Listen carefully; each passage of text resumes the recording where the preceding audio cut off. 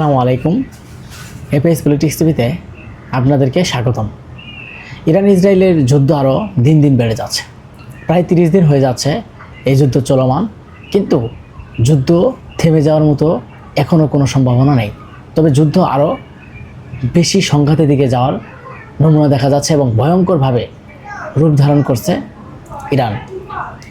ইরানের সর্বোচ্চ নেতা আয়াতুল্লাহ খামেনি মারা যাওয়ার পর থেকেই মোস্তফা খামেনি দায়িত্ব গ্রহণ করেন এবং তারপর থেকে একের পর এক ক্ষেপণাস্ত্র ছুড়ছে ইসরায়েলের দিকে।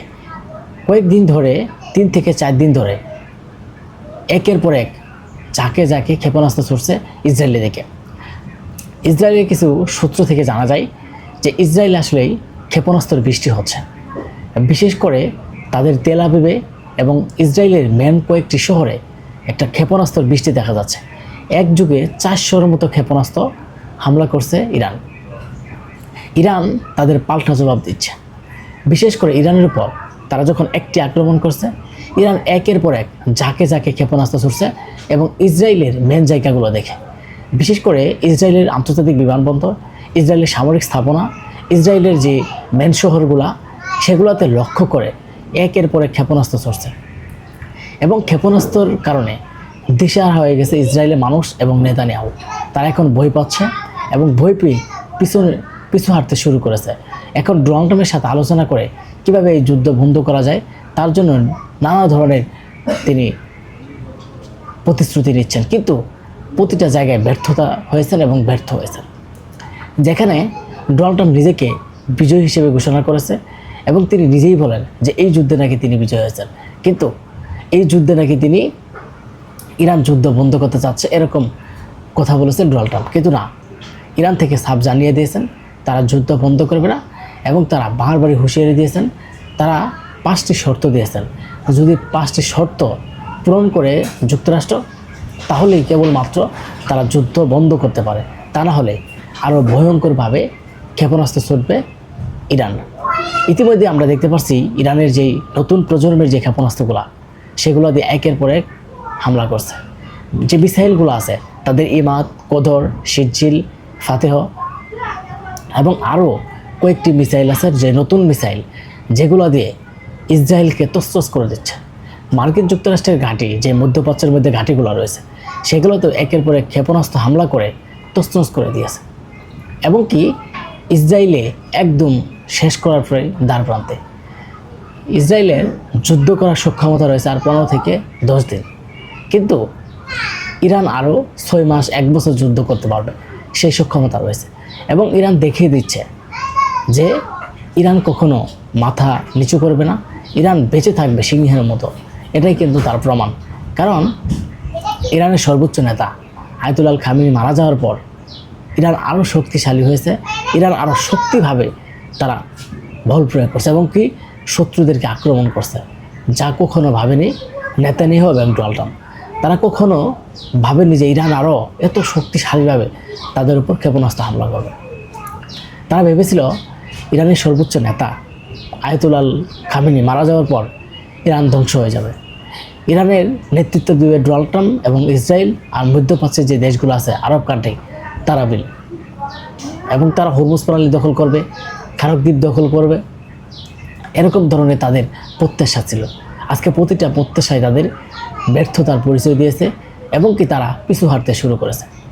বিশেষ করে আজকে রাতে, বিশেষ করে শুক্রবারের রাত্রে ইরানের একটি মিসাইলে ইসরায়েলের 11টি জায়গায় হামলা করছে। দেখেন এদের ইরানের মিসাইল কতই শক্তিশালী, কতই পাওয়ার। একটা মিসাইলে 11টি জায়গায় আঘাত হানেছে, এটা অকল্পনীয়, যা কখনো ভাবে নাই। একটা মিসাইলে একটি জায়গায় আঘাত করতে সক্ষম, কিন্তু একটি মিসাইল যখন 11টি জায়গায় আঘাত হানে তখন ইসরায়েল আরও ভয়ে আছে।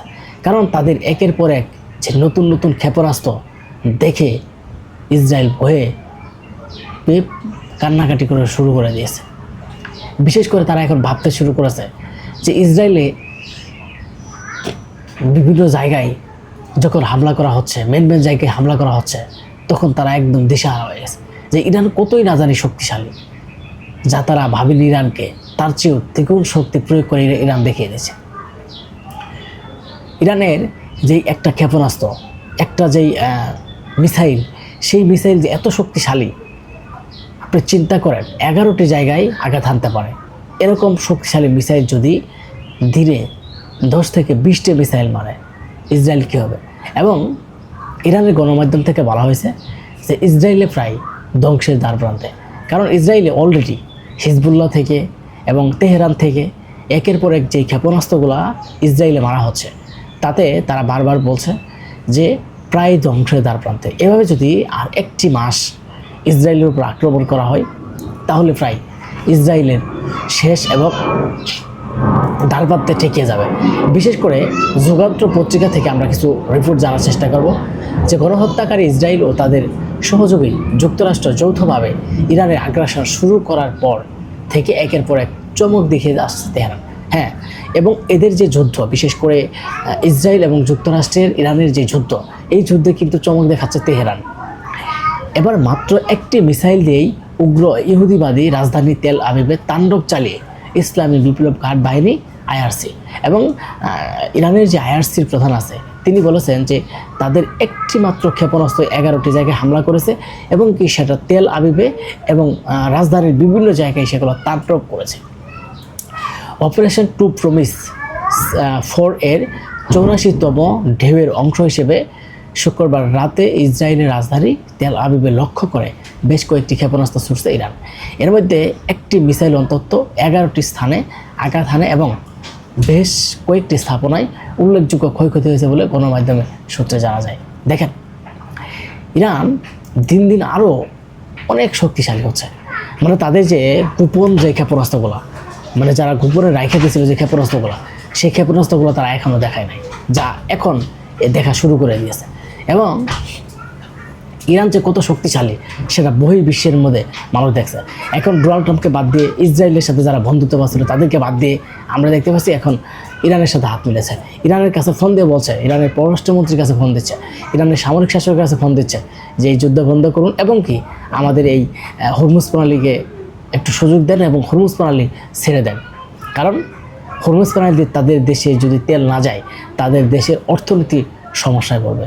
যা যুক্তরাষ্ট্র যদি ইচ্ছা করে কিছুই হবে না, কিন্তু যদি ইরান যদি সেটা বন্ধ করে দেয়, সারা বিশ্বের মধ্যে অর্থনৈতিক সংকট দেখা দেবে। যে কারণে এখন ডোনাল্ড ট্রাম্পকে ছেড়ে ইরানের পক্ষে আসছে। এখন বিভিন্ন বিশ্ব নেতারা বলছে যে যুক্তরাষ্ট্র যে যুদ্ধ করছে এটা অযথা, অযৌক্তিক। কারণ এই যুদ্ধ হলো ইসরায়েলের সাথে। এই যুদ্ধ তিনি নিজে কিনে নিয়ে আইসা আজ বিপদে পড়েছেন। শুধু তিনি কিনেন নাই, তিনি নিয়ে মধ্যপ্রাচ্যের মধ্যেও ছড়িয়ে দিয়েছে। তিনি একটা ভাইরাস বলা যায়, যে আমরা করোনা ভাইরাসের মতো দেখেছি যে এক জায়গার যে করোনা সেটা বহির্বিশ্বের মধ্যে ছড়িয়ে পড়েছিল। ঠিক একইভাবে ডোনাল্ড ট্রাম্প হচ্ছে একটা করোনা ভাইরাস। তিনি সেই ইসরায়েলের যুদ্ধ কিনে নিজে নিয়ে আসছেন এবং এই যুদ্ধ মধ্যপ্রাচ্যের দেশগুলো সহ ছড়িয়ে দিয়ে এখন ইউরোপ কান্ট্রি এবং সারা বিশ্বের মধ্যেই একটা ছড়িয়ে দিয়েছেন, যে কারণে বহির্বিশ্ব এখন বিভিন্ন সমস্যার সম্মুখীন দেখা দিচ্ছে। আমরা মনে করি ইরানের যেই মিসাইলগুলো, তারা এখনও এমন এমন মিসাইল তারা বানাচ্ছে যেগুলো তারা এখনও দেখায় নাই। সবাই ভালো থাকবেন, সুস্থ থাকবেন।